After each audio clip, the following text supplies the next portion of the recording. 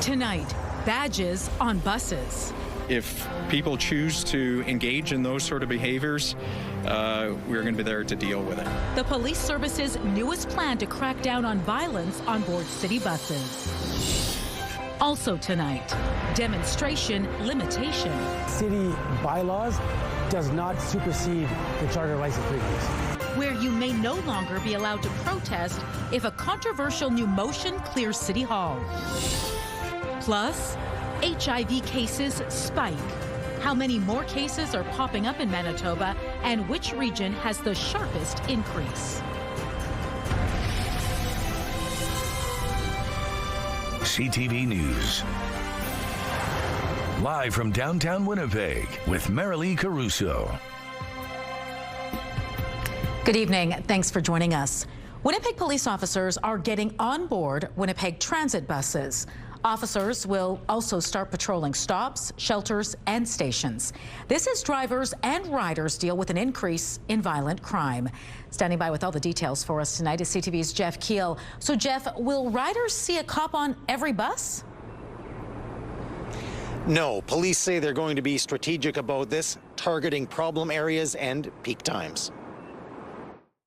Chris Gray walks with his 2-year-old everywhere. He won't take the bus. Because of safety concerns, especially for Winnipeggers, and with people getting stabbed on the bus, bear sprayed. To make transit safer, he'd like to see police officers ride the bus. I think they should do it. Yeah, especially if there's out there little guys going on buses and girls. It seems he'll get his wish. The Winnipeg Police Service says officers have started patrolling on buses. They will also have a presence in and around bus stops, shelters, and stations until the end of the year. Some will be in uniform, others plain clothes. We're going to be targeting people that get onto buses and choose to either perpetrate violent, disruptive, antisocial behaviors. The checks will not be random. Police say they will be targeting problem areas. It's not just a shotgun approach. We're going to be looking at some of the hot spots, if you will. Last year, police say there were 325 violent crimes reported on buses and around bus stops, 3 times the number compared to 2019. That troubling trend is continuing throughout this year, and those numbers aren't abstract. The transit union says 90% of conflicts on the bus are over fare evasion. Recently, community safety officers have started doing fare enforcement. This police operation will support that team's efforts, giving them backup and resources when situations require more intervention. Some riders welcome the new police presence. It would be good to have a police officer there. So maybe at night more so. But not everyone is on board. I don't think that's a good idea. Nicole Schuneman worries the move could be a barrier for people who are homeless who want to ride the bus. I think it would just be another form of intimidation, which would force them to have to walk. Now, police say there's no added cost for this plan, as they will be using existing officers for the operation. So how many police officers will be involved in these patrols? Yeah, police say that there's no set numbers, that the number of officers per day will fluctuate based on the availability of officers and the need. All right, thanks for this, Jeff. Winnipeg police have identified a suspect in multiple purse snatching incidents, and now they need your help finding him. Police are looking for 48-year-old Ryan William Ellingham. It's in connection to 5 separate purse snatching incidents in the Polo Park and Crestview neighborhoods, 4 of which happened on August 20th. Police say the majority of the victims were elderly. A man approached them from behind, grabbed their purse, and then left the area. In one incident, the victim held onto her purse and fell, breaking her wrist. Investigators believe Ryan William Ellingham is currently in the Winnipeg area. Anyone with information is asked to contact the Major Crimes Unit or Crime Stoppers. City councilors want to curb what they call nuisance demonstrations at places like schools, churches, and hospitals. But it's raising alarms from some in the community who say it's a step too far. CTV's Danton Unger explains. City Councilor Evan Duncan wants the city to crack down on where and how protests are held. There's a place and a time, and I invite all of the protests to the government buildings where our leaders are making those decisions and not disrupting our communities. The Charleswood Tuxedo Westwood councillor has asked city staff to look at creating a new bylaw, specifically targeting what he called nuisance demonstrations, those that include harassment, block pedestrians or vehicles, use microphones or amplifiers, or use offensive and hateful comments. What we don't want to see is communities being disrupted with hatred outside of schools when you disagree with a curriculum. I don't want to see it taking place outside of churches when you don't like a specific religion.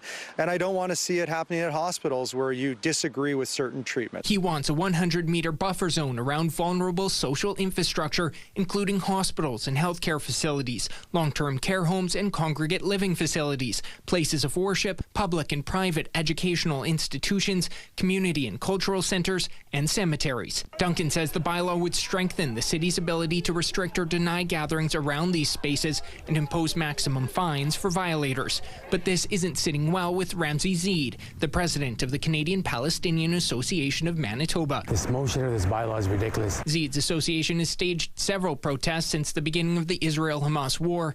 He fears the motion would limit Winnipeggers' rights to protests like this. What they're trying to do is they're trying to silence people from using their charter rights and freedoms to peaceful protests. It's not saying you can't protest, that's a charter right. Mayor Scott Gillingham, with the rest of the Executive Policy Committee, unanimously voted in favor of the move Tuesday. Gillingham says he believes it's a needed step. Are there some restrictions we can put in place that still allow people to protest, but make sure we're protecting vulnerable people? Danton Unger, CTV News, Winnipeg. The Public Service now has 90 days to take a look at how other jurisdictions are handling these kinds of protests and report back with a proposed bylaw. A Manitoba First Nation is suing the provincial government in a bid to stop the moose hunt this year.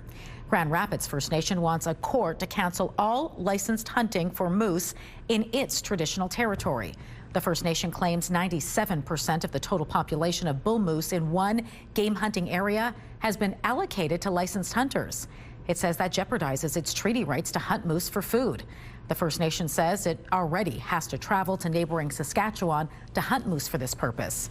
A spokesperson for Natural Resources, Minister Ian Bushy, tells CTV News they're not able to comment as the matter is before the courts.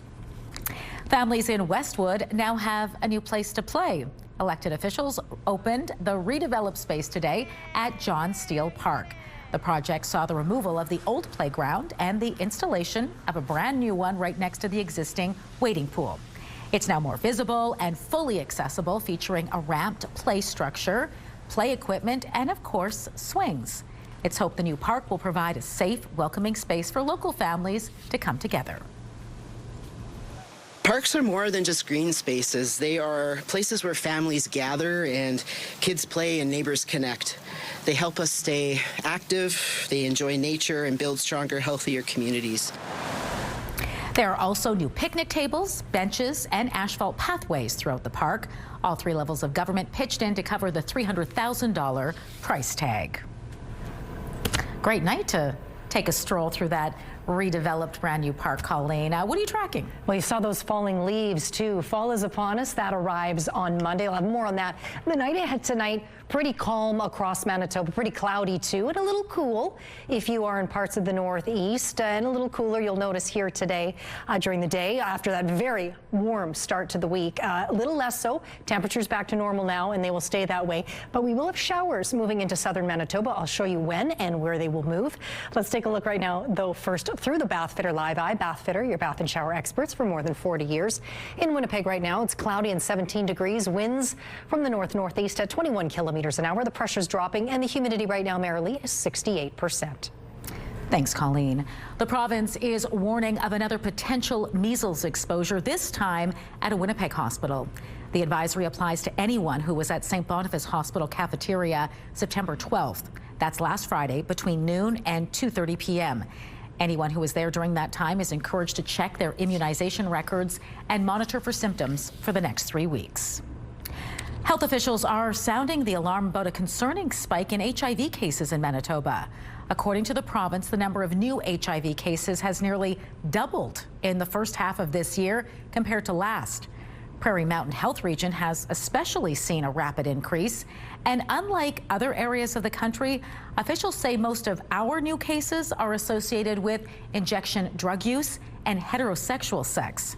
A lack of housing, mental health issues, and poverty are also believed to be factors for many newly diagnosed Manitobans. We really want there to be awareness that people should be taking precautions. They should be getting tested regularly for STBBIs as part of their regular healthcare checkups, or when they see a healthcare provider. And for those who have HIV, we have really effective treatments now. Modern antiviral drugs reduce the viral load in the blood to the point where HIV isn't transmissible during sex and is much less likely to transmit through injection drug use. The province has support available for the newly diagnosed. We are in the dying days of summer, but Manitoba's mosquito population is growing. According to the latest figures from the province, the number of Culex tarsalis mosquitoes in Winnipeg jumped from under 1, a trap on average, to 11.75 a week later. Culex tarsalis mosquitoes are the kind most likely to carry West Nile virus. Between August 30th and September 6th, the number of Culex tarsalis mosquitoes also spiked higher in the Southern Health Region as well as the Interlake. Be cautious around rail lines. That is what Winnipeg police are urging after a serious accident early Tuesday. But first, a warning. Some viewers may find details of this incident disturbing.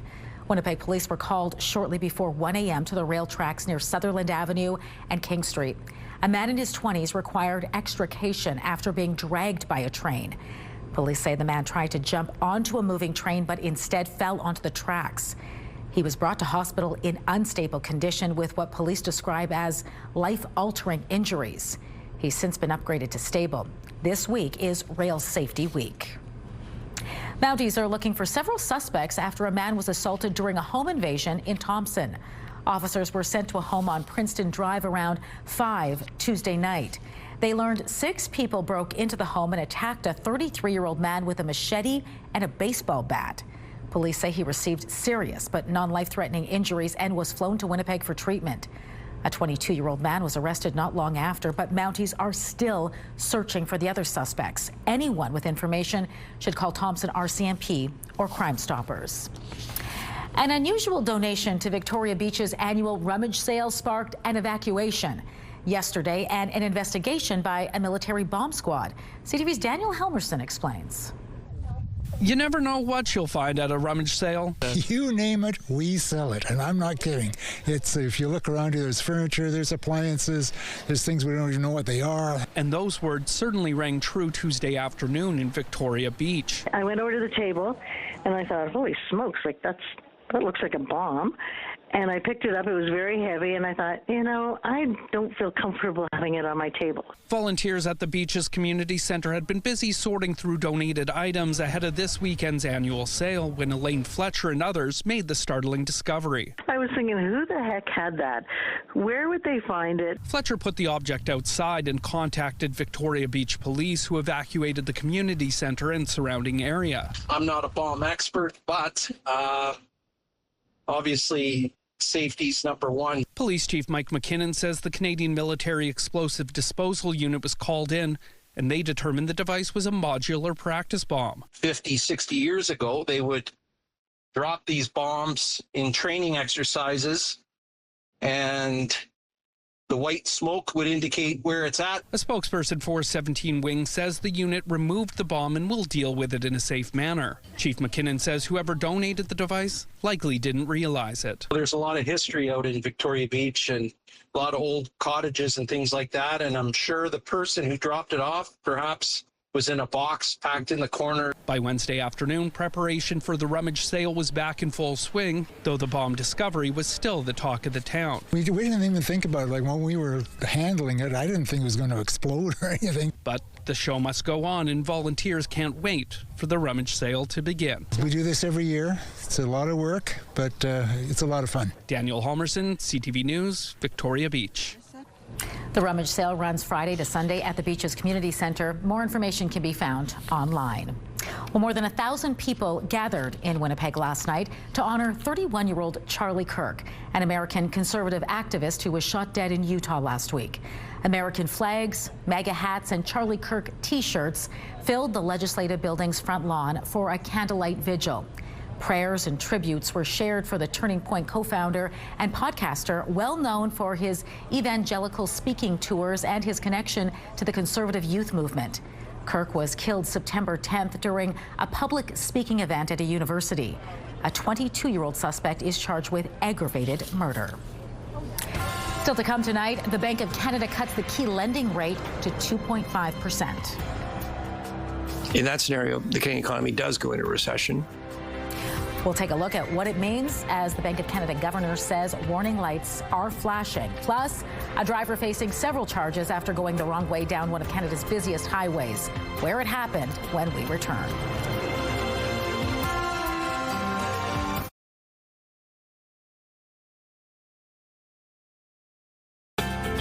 Your morning just got a little brighter. Start your day with CTV Your Morning, and you could win $20,000. For your chance to win, watch CTV Your Morning Winnipeg, weekday mornings 6 to 9. Taking a look at the markets tonight, oil is down 46 cents. The Canadian dollar also lost a bit of ground. Gold dropped more than $7 an ounce. The TSX gained about 6 points. In New York, the Dow Jones Industrial Average up more than 260 points, while the Nasdaq Composite was down 72 points. Breaking news this hour, authorities in Pennsylvania say 3 police officers have been killed and 2 others are hurt in a shooting in the state's south. Police have not yet provided any details about who was involved. This is a developing story. You can find more details as they become available by visiting ctvnews.ca. The federal government is offering a financial cushion for businesses affected by ongoing trade disruptions. Applications are now being accepted for the Regional Tariff Response Initiative. Incorporated for-profit businesses, nonprofits which support businesses, and Indigenous-owned organizations from Manitoba, Saskatchewan, and Alberta can apply. Eligible costs include labor, supplies, equipment, consultancy fees, and training. Projects must be completed before March 31st, 2028, and costs can be retroactive for 12 months, but no earlier than March 21st of this year. Canadians have not seen a bank rate cut since March. The Bank of Canada today eased its trend-setting interest rate to 2.5%. This means some variable rates have dropped below fixed. CTV's Mike LeCouture takes a closer look at the thinking behind the rate reduction.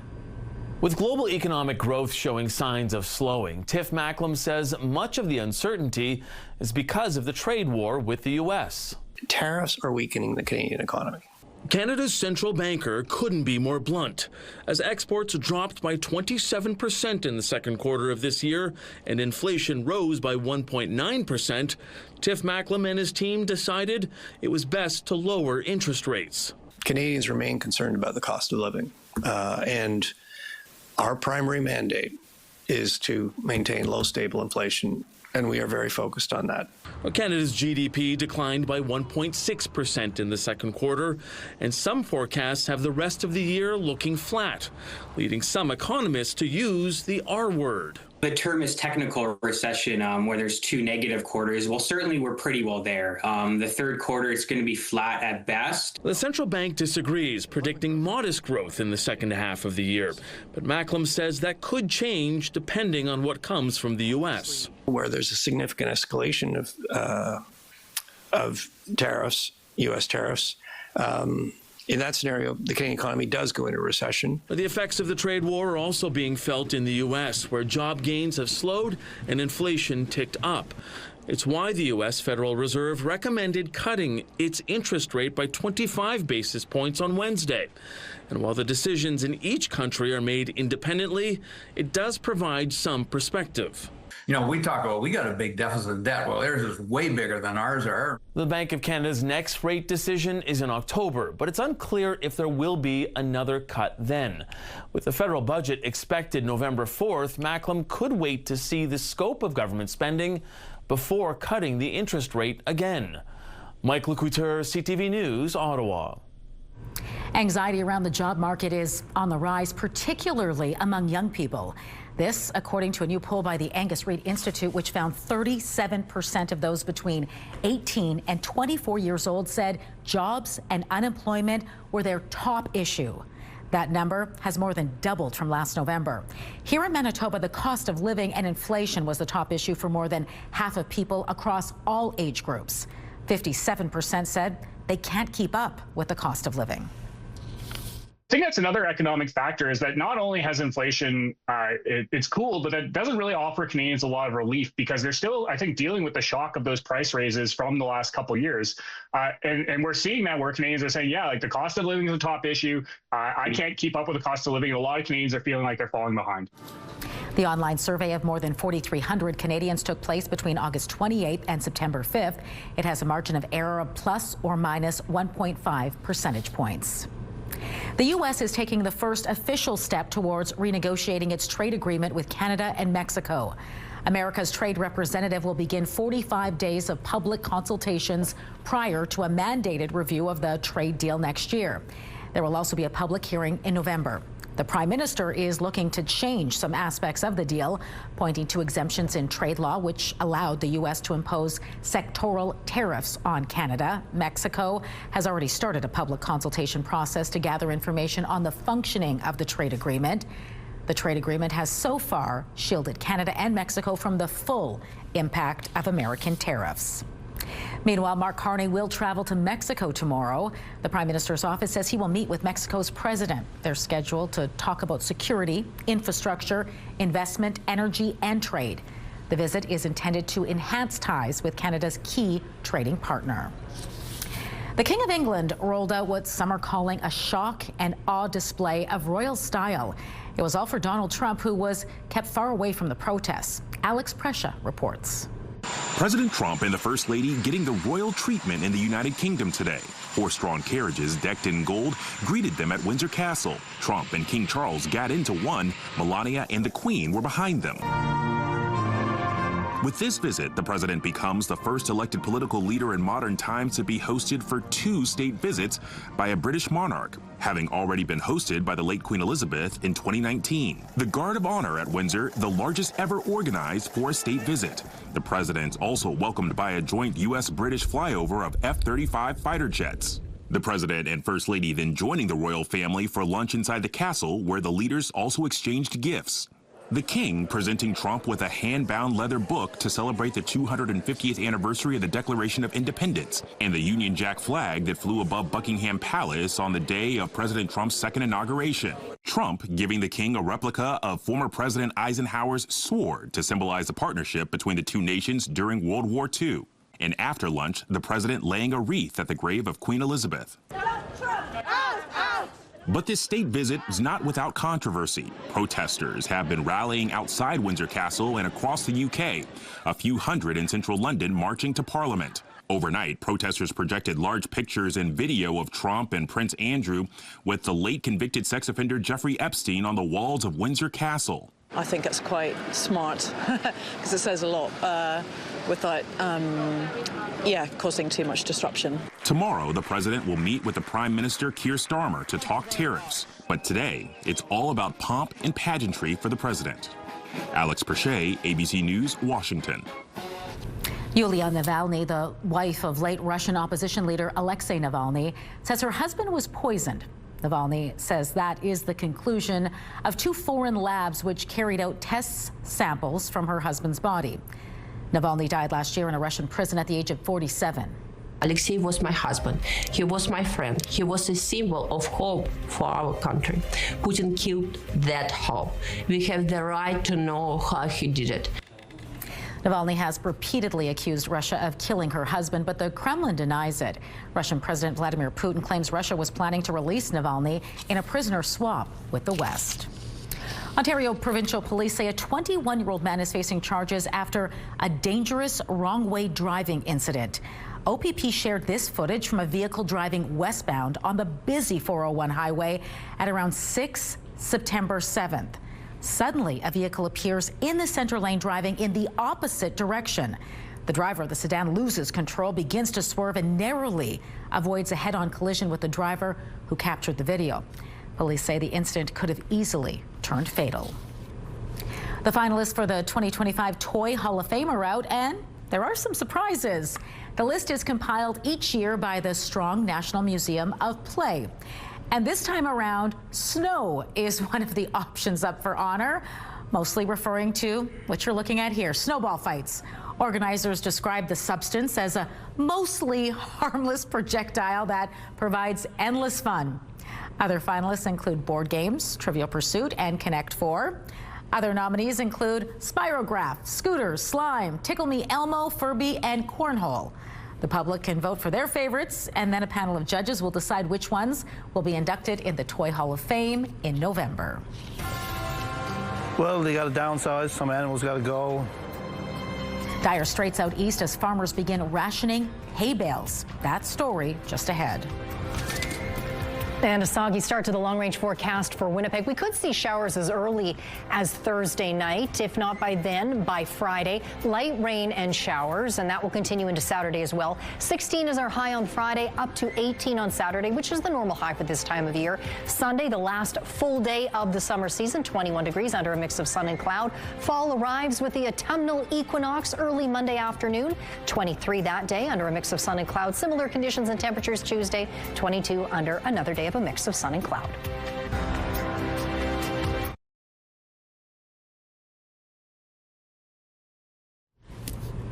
A frightening situation over the border in Ontario. A couple is recovering from injuries after a bear got into their home. According to Ontario Provincial Police, it happened last night in Nipigon, about 115 kilometers northeast of Thunder Bay. The force says the bear slipped into the home when the couple opened its back door to let their dog out. They managed to barricade themselves inside a bedroom and call for help, but not before receiving non-life-threatening injuries. Officers found the bear in the basement and destroyed it. The couple was taken to hospital for treatment. Canada's women's rugby team is gearing up for its World Cup semi-final showdown against New Zealand Friday, and a Manitoban will be helping lead the charge. So Rachel Malcolm doing well at the bottom to sack that. Realizing the danger. Tatosi. That's Emily Tatosi of Souris. This is her second World Cup appearance. Canada entered the tournament number 4 in the world, but has since climbed to number 2 after a string of wins. It's now facing the number 3 ranked and defending champions New Zealand Friday for a shot at the final. Tatosi says her team stands a real shot of going all the way and is thankful for all the support she's received from people back home.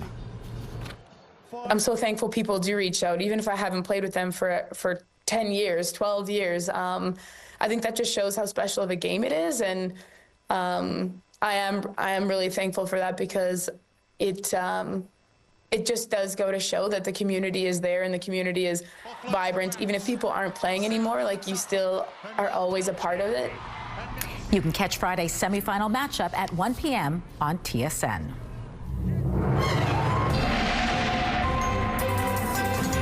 CTV Skywatch weather brought to you by South Beach Casino and Resort. Visit southbeachcasino.ca. Colleen Brady back now with your complete Skywatch forecast, and these summer days are running out. They sure are. Better enjoy them as much as we can. How is the rest of the week shaping up? Well, the temperatures have now returned back to normal. Of course, we had those soaring temperatures, actually record-breaking heat in parts of Manitoba earlier this week. Today, back to normal across much of the province, including here in Winnipeg. Cloudy too, not a lot of sunshine as we head into tonight. Stable conditions continuing for the most part. Having said that, if you are in the southwest corner of the province, I want to back off here and show you places like Melita, Deloraine, Killarney, Boissevain, up into Verdon. You may well see some thunderstorms. There's at least the risk of it tonight. The reason being these storms you're seeing right here just over the border in southeastern Saskatchewan. Now, late this afternoon, some of these storms were severe but relatively stationary, but it looks like they may gradually be moving toward Manitoba. So just keep your eyes peeled if you are in the southwest corner of the province tonight. Aside from that, really, that's it for active weather. A lot of areas, though, may see fog develop overnight. Aside from that, fairly clear across across the north, although some areas may be partly cloudy, but really the bigger issue is the potential for fog in most of the province tonight. Not so much, though, here in the southeast. But keep your eyes peeled on this. This low pressure system moving north out of the Dakotas into Manitoba. It looks like some areas closer to the international border, Morden, Winkler, Steinbach, even, you may well start to see some of those showers arrive by tomorrow afternoon. The futurecast is a little slow compared to some other forecast models, but Brandon, too, you might see some of those showers by tomorrow afternoon. Winnipeg, there's the possibility we could see some of those showers by tomorrow night. If not by tomorrow night, it looks like Friday. We'll see quite a bit of a shower activity or light rain across those southern areas, including the city, and that will continue here in Winnipeg into Saturday. Dry tonight, though, in Winnipeg, down to 12 degrees, mostly cloudy. Winds out of the north at 20 kilometers an hour until about mid-evening. Then they'll get a little lighter than that. Up one for the commute tomorrow, 13 degrees, mainly cloudy, light winds out of the northeast at 10 kilometers an hour. They strengthen a bit in the afternoon. Cloudy up to our normal high now of 18 degrees. There's a chance of showers, an outside chance we could see some of those showers make their way as far north as Winnipeg tomorrow afternoon.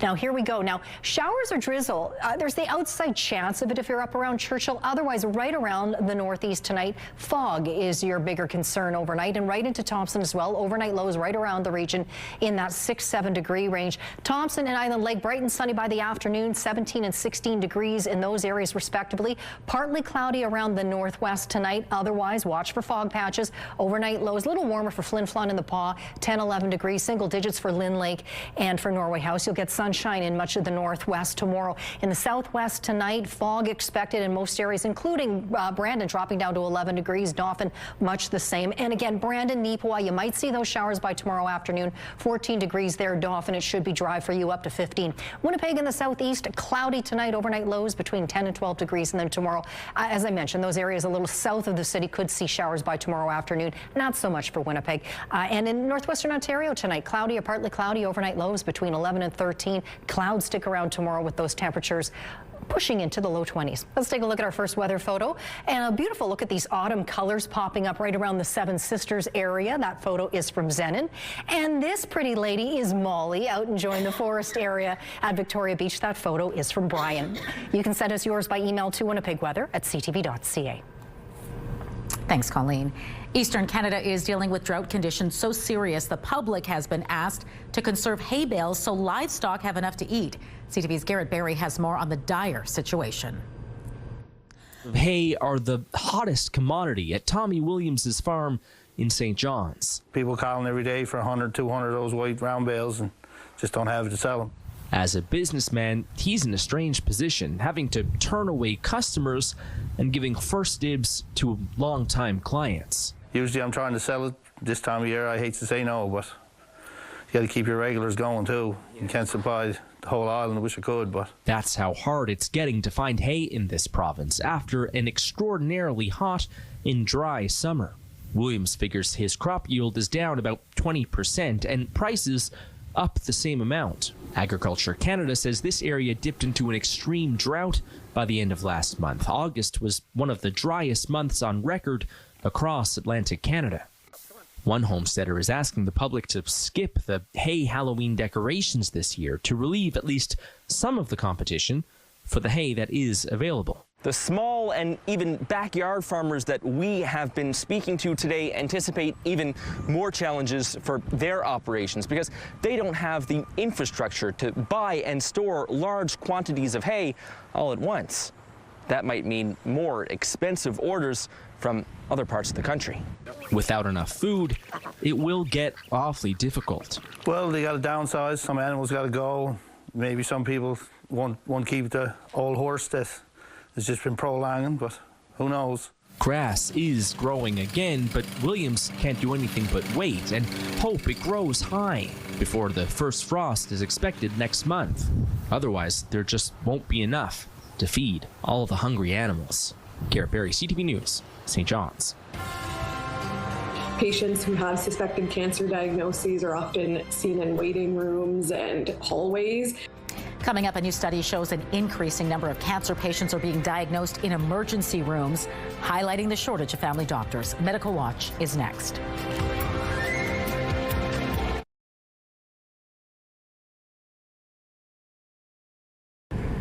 In Interest rates are going down. For the first time since March, the Bank of Canada has cut its key lending rate. And joining me now to talk more about what it all means is Moshe Lander, an economics professor at Concordia University. Moshe, good to speak with you. Hello.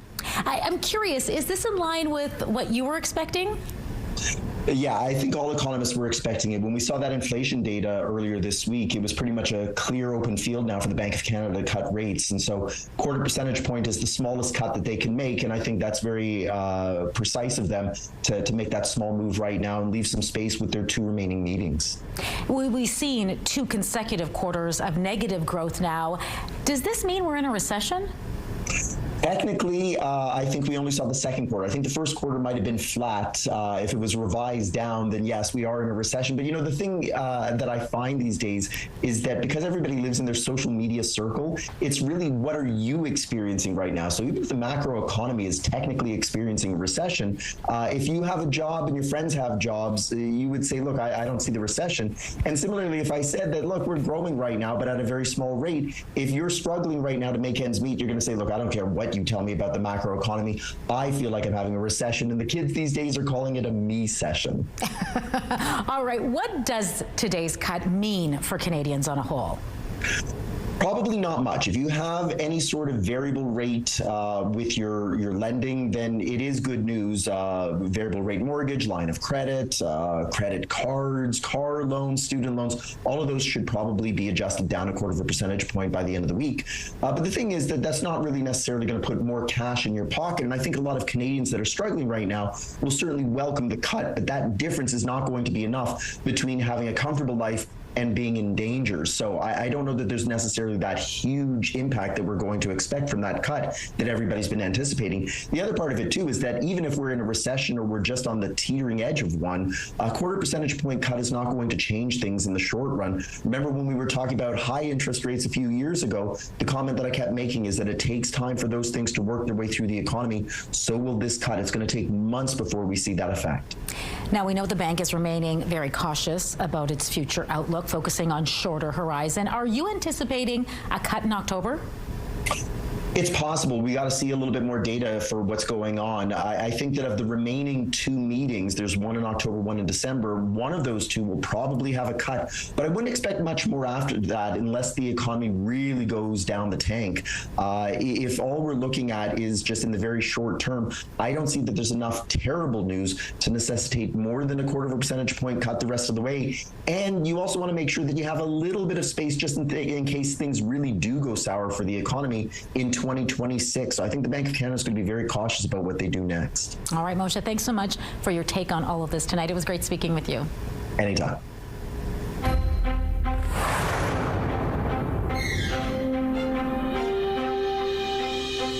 Health Canada says a salmonella outbreak has been linked to dog food and treats. The agency says a single common supplier of dog food or treats has not been identified. So far, 27 people in Alberta, BC, Ontario, and the Northwest Territories have confirmed cases of salmonella. 6 have been hospitalized. Many reported handling kibble or dehydrated and freeze-dried dog treats prior to getting sick. Health Canada is reminding people to always wash their hands after handling dog food or petting your dog.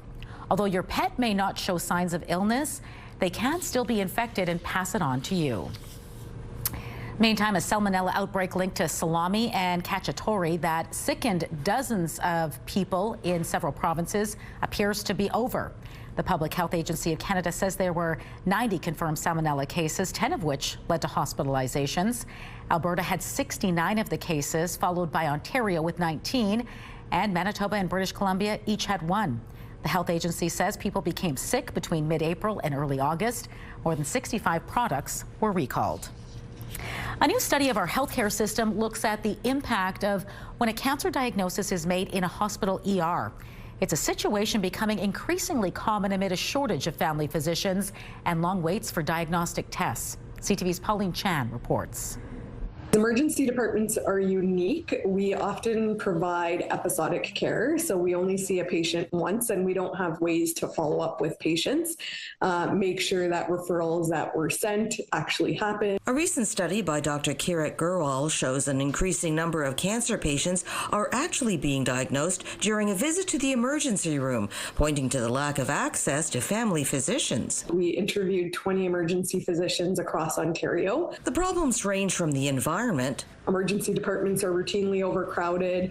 Patients who have suspected cancer diagnoses are often seen in waiting rooms and hallways, and having these discussions can be difficult for both patients and providers. To the follow-up, as biopsies are usually required for a cancer confirmation and any referral to an oncologist. The challenge with the emergency providers is they don't have that continuity with the patient. So they can make the referral, but oftentimes we'll get referral rejections, which is one of the things that came up in the study. Gurwal is calling for more standardization of access to screening and care. She points to programs that already screen for breast or lung cancer. And if you have a patient with suspected lung cancer in the emergency department, you can be fairly confident that they will reliably be followed up in a timely fashion. We know that screening guidelines are the age is getting younger and younger. And in some of the young adult patients that I care for, we're often reminding them that the goal is to get screening when you feel well. And Dr. Alicia Kazam says some screening can even be done by self-referral. Pauline Chan, CTV News. Medical Watch is brought to you by Manukin Koster Denture Clinic.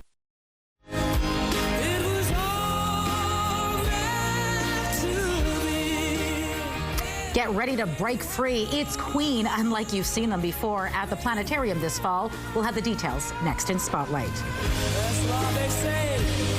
Can't you see?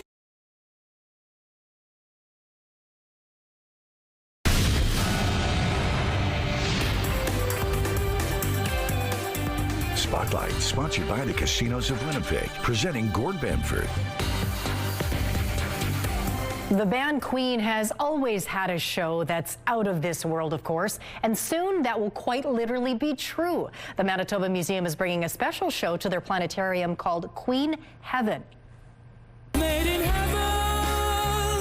Queen Heaven is a mix of music and space images presented in a unique way. The show features remastered concert clips, original footage, and of course, all the greatest hits from the band, including Bohemian Rhapsody, We Will Rock You, and We Are the Champions. Queen Heaven is playing at the Manitoba Museum Planetarium beginning on Saturday, October 11th. A local music group is marking a milestone with what's bound to be a very loud party. The Glenora Pipes and Drums Band is putting on a big show to celebrate its 35th anniversary. And we got a taste in the CTV studio this morning on Your Morning Winnipeg. The Glenora Pipes and Drums began back in 1990 in Selkirk. It's now based in Winnipeg and has about 20 members and performs in competitions across Canada. The pipe major says playing in the band is a rewarding experience. You have 16 people doing the exact same thing at the exact same time together. It takes lots of practice in unison and good connection with the band as well. So that cohesion of the crew and just making art with your friends is the most rewarding thing. The group is celebrating and they're gathering over at the Irish Association of Manitoba on Erin Street this Saturday evening. Partygoers can enjoy live music and a wide selection of beer and whiskeys. Everyone is welcome. All right, spoiler alert. If you have not yet watched last night's finale of Amazing Race Canada, hit the mute button now and close your eyes too. Oh, these look different. Check. Jonathan Braun and his race partner Jesse Herink are season 11 champions. Braun is from the Ottawa area while Herink is from Alberta, but both also rep Vancouver where they currently live. They're taking home a 2025 Chevy Blazer, a trip around the world, and a $250,000 cash prize. And don't worry, you can still watch the finale. This is not footage from last night's episode, just in case you were wondering. And finally, our CTV Winnipeg digital team is working on a fun feature for our website, and we need your help. We want to hear about your first concert experience, whether it was New Kids on the Block or Kiss or anything in between. Send us an email to the address on your screen. Please include a brief summary of the experience along with your contact information so our web team can reach out to hear more about it. And watch our website for the final feature and relive all the guitar solos, mosh pits, and high notes that Manitobans will never forget. MasterChef kicks off your primetime lineup at 7 and at 9. Catch back-to-back episodes of Shifting Gears. It's all right here tonight on CTV. They're not just new, they could soon be named the best new restaurant in the country. Which 2 Winnipeg eateries are in the running when we return?